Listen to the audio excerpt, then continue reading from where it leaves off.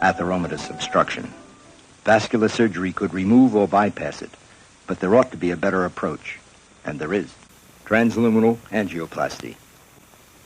Transluminal angioplasty entails a modest yet sophisticated equivalent of the surgical exposure.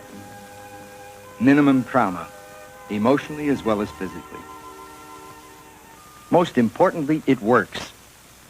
The first case treated was an 83-year-old female, bedridden with gangrene, who refused amputation and said she intended to die with both feet on.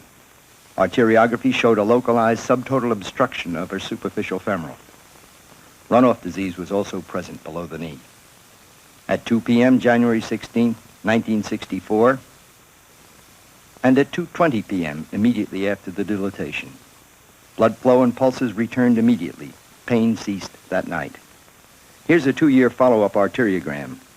Until terminal heart failure, nearly 3 years after the procedure, she stayed on her feet, both of them.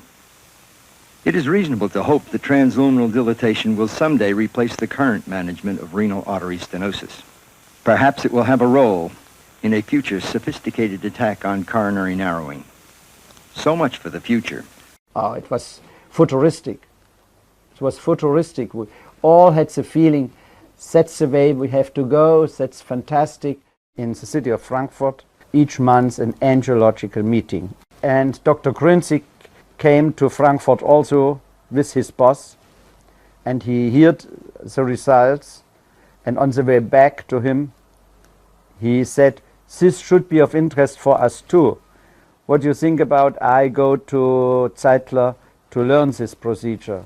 He learned what they called the Dotter method from Zeitler, brought it back to Zurich and used it for a short while, but then found out that it wasn't good enough, and he came up with the idea of the balloon together with other people at the same time, but his balloon that he concocted was the only one that worked.